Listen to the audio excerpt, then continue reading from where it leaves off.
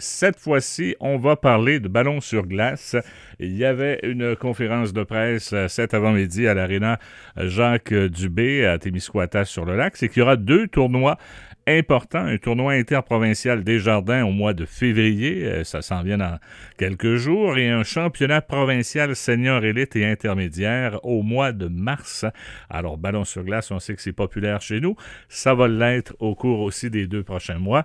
J'en parle aujourd'hui avec un des principaux organisateurs de l'événement, coordonnateur du programme sportif ballon sur glace de l'école secondaire de Cabano, Alain Dugas, qu'on va rejoindre à l'instant au téléphone. Monsieur Dugas, bonjour. Bonjour, Monsieur Jean. Comment ça va? Ça va bien? Oui, motivé pour ces deux beaux événements qui se préparent. Effectivement, oui, très motivé.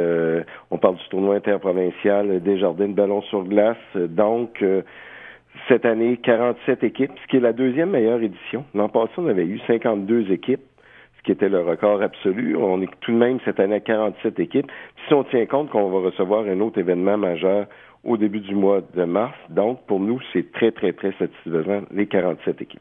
Je comprends donc, et ça s'annonce pour être fort intéressant pour deux secteurs, parce qu'il n'y aura pas seulement des matchs à l'Arena Jacques Dubé, il va y en avoir à Desjardins aussi. Effectivement, on parle de 88 parties au total, 53 à Notre-Dame-du-Lac, 35 à Desjardins. Puis une particularité pour cette année, c'est que les équipes mineures vont jouer à Desjardins.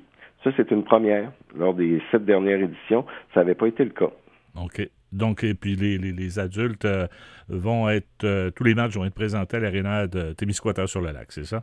Et il va quand même avoir des matchs d'adultes à Desjardins tout de même. Tout de même, OK. Oui, parce que si on parle en soirée, ça va être des matchs adultes. Dans le jour, ça va être le mineur, mais en soirée, on va avoir des matchs des équipes adultes. Donc, ce sera une grosse fin de semaine parce que ça va débuter le vendredi 14 février à 17h à l'Arena Jacques Dubé, là.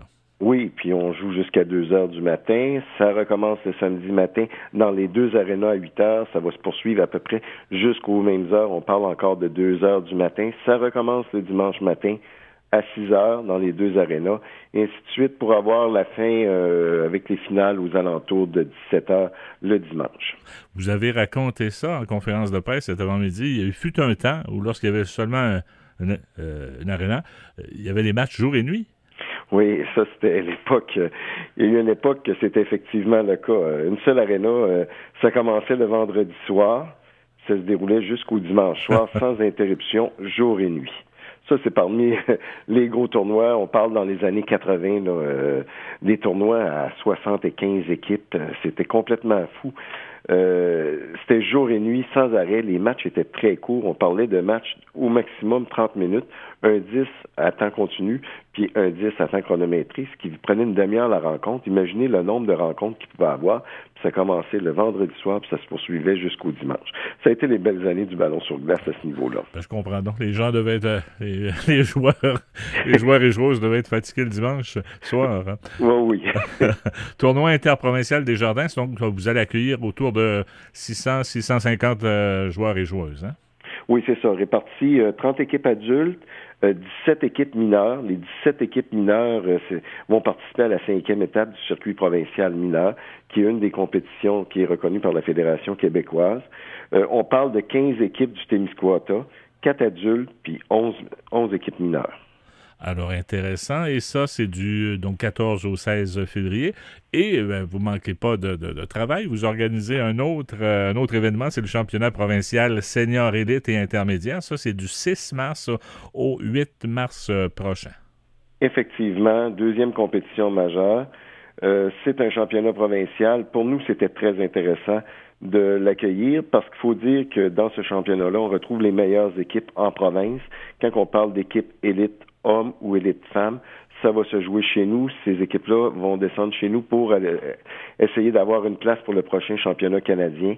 Donc, un excellent niveau de jeu. Ce qui est intéressant aussi à ce niveau-là, c'est qu'au niveau élite, l'équipe présentement qui est des championnes défendantes, ce sont les filles du Témiscouata, c'est l'équipe Témis. Donc, eux vont essayer de défendre leur titre chez nous devant leurs partisans. Donc, compétition très intéressante. Les hommes avaient très bien fait parce qu'on a reçu ce championnat-là en 2018. Mais c'était seulement que l'élite, il n'y avait pas d'intermédiaire. Puis les hommes avaient très, très, très bien fait en allant chercher le bronze. Ils avaient perdu de façon serrée en demi-finale. Donc, on peut s'attendre à des bonnes performances de nos équipes à ce niveau-là. Va s'ajouter à cette compétition-là l'intermédiaire hommes et intermédiaire femmes, ce qu'on n'avait pas eu en 2018.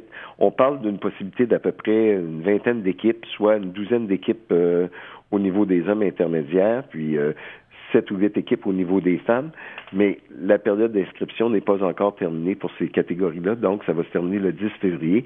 On s'attend d'avoir tout près d'une 25 équipes. Et là aussi, il y aura des matchs dans les deux arénas, donc des Gelées puis Témiscouata sur le lac. Oui, effectivement, on va être obligé d'utiliser les deux arénas à cause de la quantité d'équipes, donc il va y avoir des matchs dans les deux arénas. Est-ce que ça doit être compliqué organiser deux événements quand même en l'espace de même pas un mois pour attirer les équipes de l'extérieur? C'est plus difficile ou? Je vous dirais que ça a été difficile. C'est sûr que la présentation du championnat provincial fait qu'il y a certaines équipes qui ne sont pas descendues au tournoi interprovincial. Il y a des équipes que, à toutes les années, ils étaient chez nous, mais il y a des équipes qui nous ont dit, cette année, faire les deux tournois, 3 semaines d'intervalle entre les deux, c'est beaucoup trop. Donc, il y a des équipes qui ne sont pas descendues là, pour le tournoi interprovincial des Jardins. Mais par contre, on a quand même 47 équipes. Le 47 équipes provient aussi de la hausse de nos équipes mineures. Nous, on a beaucoup plus d'équipes mineures que l'année passée. On a une hausse au niveau de nos inscriptions, puis ça se reflète directement dans le tournoi.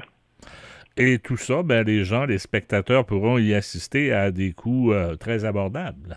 Oui, on parle de 5 $ par jour, vous ne laissez passer pour la fin de semaine à 10 $ qui permet d'assister à tous les événements. Aussi, vous avez mentionné que le ballon sur glace mineur du Témiscouata avait procédé à l'achat de beaucoup d'équipements au cours des derniers mois, mais des chandails, entre autres, des pantalons. Puis ça, c'est grâce à certains commanditaires et entreprises de la région? Effectivement, quand on parle de sentiment, de fierté pour nos joueurs, c'est toujours de porter les couleurs de l'équipe. Donc, on a fait l'acquisition de chandails dans les catégories, surtout juvénile élite. Puis là, on a descendu jusqu'à nos catégories U10. Oui, on a des partenaires importants qui se sont impliqués avec nous, qu'on pense Desjardins, Caisse des Lacs de Témiscouata, qui est un commanditaire majeur. La MRC de Témiscouata, avec son fonds de développement du territoire, qui nous a assuré d'avoir des pantalons. Ça veut dire que tous les joueurs qui vont aller en compétition provinciale, nationale, vont avoir un pantalon identifié au Témis avec le logo de la MRC dessus. Qu'on pense au restaurant du Billard, franchisé McDonald's, puis le Grand McDon, qui sont là année après année pour nous supporter au niveau du ballon sur glace puis de l'achat d'équipements. On parle aussi Festival du Carton, Club Richelieu de Cabano, Club Richelieu de Notre-Dame, qui nous soutiennent. Je pense que sans ces partenaires-là, on serait pas en mesure d'offrir toutes les chandails qu'on a présentement puis le matériel. Donc, ce sont des partenaires majeurs qui viennent nous aider dans ces investissements-là. Très important parce que, comme vous le racontiez en conférence de presse, vous avez vécu des moments moins le fun avec ce manque de chandail. Oui, effectivement, je le disais en conférence de presse, lorsque tu te ramasses à un championnat canadien puis que tu es obligé de porter un chandail autre que le tien parce que tu n'as pas la deuxième couleur, parce qu'au championnat canadien, ça prend toujours le foncé et le pâle, puis nous, on avait seulement que le foncé. Tu te sens très mal quand tu es dans un championnat canadien puis tu peux pas utiliser tes couleurs à toi. Donc ça, c'est arrivé. Aussi, par le passé, on avait des chandails, lorsqu'on a commencé, qui étaient identifiés à certains bars ou brasseries. Donc, à l'époque, il y avait des gens qui riaient de ça, mais je me disais, l'important, c'était de participer au tournoi, d'avoir l'équipement nécessaire pour les jeunes. Puis avec le temps, mais là, maintenant, on est en mesure d'offrir des chandails qui représentent bien nos équipes. Comme on dit, là, on est en voiture. C'est le cas de le dire. Et aussi, c'est sûr que le programme sportif en ballon sur glace est un élément important pour la ferveur là, du ballon sur glace chez nous. D'ailleurs, vous avez des statistiques concernant le nombre d'élèves inscrits au programme. Ça se maintient, puis c'est très, très bon encore cette année. Il y en a 32, je pense. Effectivement. On est à notre 4e année du programme. La première année, on avait 28 élèves. Deuxième année, 30. L'an passé, 31. Cette année, 32 élèves qui sont au programme, qui sont répartis de la façon suivante. On a 6 élèves en secondaire 1, 7 élèves en secondaire 2, 11 en secondaire 3, 7 en secondaire 4, puis on a aussi une élève qui est à l'antenne collégiale. Donc, on a une entente avec l'antenne collégiale pour permettre aux élèves qui désirent continuer au sport-études de s'en venir travailler avec nous. Ça nous fait un ratio intéressant aussi. On essaie toujours d'avoir un ratio à peu près égal garçons-filles. Présentement, au sport-études, on a 15 filles, 17 garçons. Oh, c'est bien réparti. Oui, on essaie toujours d'avoir parité des deux côtés. Ça nous aide aussi, bien sûr, quand on va en compétition, si on peut avoir autant de gars que de filles. Donc, on développe autant les garçons que les filles. C'est important pour notre organisation. Et vous connaissez maintenant la date de la journée de sélection pour l'année scolaire qui va venir, 2020-2021? Oui, on est déjà en mesure d'annoncer que c'est samedi le 2 mai que vont se faire les sélections. Pour les sélections, il y a toujours une partie qui est sur glace, qui va se faire à l'Aréna Jacques-Dubé de Notre-Dame-du-Lac. Puis, il y a une partie aussi qui se fait en gymnase à l'école secondaire de Cabaneau. La date limite d'inscription, c'est le 20 avril. Donc, certains élèves vont déjà être sollicités par l'école polyvalente de Cabaneau. Pour les autres, l'inscription peut se faire directement au ballon sur glace mineur du Témiscouata. Alors, l'invitation est lancée, puis je vous laisse faire l'invitation pour vos deux beaux événements qui s'en viennent, M. Dugas. Écoutez, je pense que pour les gens du Témiscouata, c'est l'occasion de voir de l'excellent ballon sur glace, que ce soit au championnat provincial, interprovincial des Jardins ou encore au championnat provincial qui va avoir lieu au début du mois de mars. D'excellentes équipes qui vont venir chez nous, du ballon sur glace de calibre, puis profitez-en pour venir encourager les équipes de notre région. Je pense que c'est important pour les jeunes et les adultes d'avoir le support de nos spectateurs. D'encourager nos jeunes, il faut le faire. Puis aussi, il y a des organismes qui encouragent les jeunes. Je pense qu'il y avait des représentants Richelieu qui étaient sur place à la conférence de presse. Puis oui, il y a eu un beau message de livrer d'hier à aujourd'hui concernant les jeunes, l'importance de les appuyer. Oui, je pense que le message est important. Bien, ces organismes-là sont en place pour aider les jeunes. Nous, on fait de même. Ils viennent en support avec nous. Je pense que les jeunes, c'est notre avenir, donc il faut investir en eux. Il faut croire aussi en eux, ce que disait l'intervenant. Il faut croire en eux. Puis je pense qu'on a une belle relève à ce niveau-là. Bien, M. Dugas, on vous remercie d'avoir participé à l'émission aujourd'hui. On surveille ça avec beaucoup d'intérêt. Puis j'imagine qu'on aura l'occasion de se rejaser de ces deux événements. Sûrement, M. Jean. Merci, à la prochaine. Merci, bonjour.